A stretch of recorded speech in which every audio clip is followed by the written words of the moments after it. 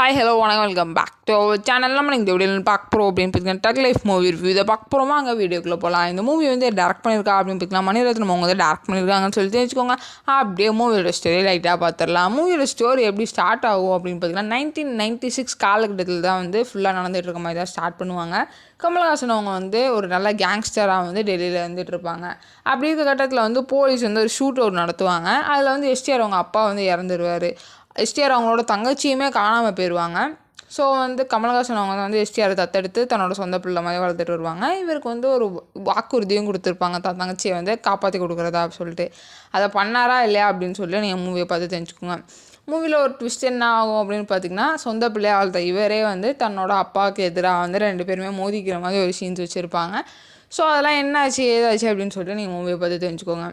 மூவியை பற்றி சொல்லணும் அப்படின்னு பார்த்தீங்கன்னா, இதுக்கு சூப்பர் ப்ரொமோஷன் கொடுத்துருந்தாங்க. ஸோ நம்மளை எல்லாரோட எதிர்பார்ப்பு ரொம்ப அதிகமாக இருந்துச்சு. உண்மையிலே சூப்பராக இருந்துச்சு. அது மாதிரி சாட்டிஸ்ஃபை ஆச்சா இல்லை அப்படின்னு சொல்லிட்டு இப்போ பார்த்துடலாம். ஃபர்ஸ்ட் ஹாஃப் வந்து ஓரளவுக்கு டீசெண்டாக தான் இருந்துச்சு. ஏன் அப்படின்னு பார்த்தீங்கன்னா, சினிமோட்டோகிராஃபியும் சரி, அதே போல் டெக்னிக்கலி ரொம்ப ஸ்ட்ராங்கான மூவியாக தான் இருந்துச்சு. எல்லாருமே அவங்களுக்கு கொடுக்கப்பட்ட ரோலை சூப்பராக பண்ணியிருந்தாங்க அப்படின்னு தான் சொல்லணும். அந்த ஃபர்ஸ்ட் ஹாஃப் இன்டர்வல் சீன் வரைக்குமே வந்து நல்லா இருந்துச்சு. இன்டர்வல் சீன்களப்போ இவங்க 2 பேர்த்துக்குமே கிளாஷ் ஆகும், அதெல்லாம் நல்லா இருந்துச்சு.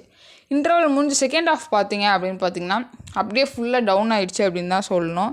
ஸ்க்ரீன் ப்ளே வந்து அவ்வளோ நல்லா இல்லை. ஸோ அங்கங்கே லேக் ஆகிற மாதிரி ஃபீல் ஆகிடுச்சு. ஸோ செகண்ட் ஹாஃப் வந்து நமக்கு எப்படா முடியும் அப்படின்ற அந்த லெவலுக்கு நம்ம வந்துட்டோம். ஸோ அது மட்டும் கொஞ்சம் பார்த்துருந்தாங்கன்னா இன்னும் நல்லா இருந்திருக்கும். ஸோ ஓரளவுக்கு ஒரு ஆவரேஜ் மூவி தான். ஸோ ஃப்ரீயாக இருந்தீங்கன்னா போய் பார்த்து என்ஜாய் பண்ணுங்கள். இதை இந்த மூவி ரிவ்யூ எப்படி இன்ட்ரெஸ்டிங் மூவி ரிவ்யூட மாதிரி இருந்தால் பை பை, தேங்க்யூ.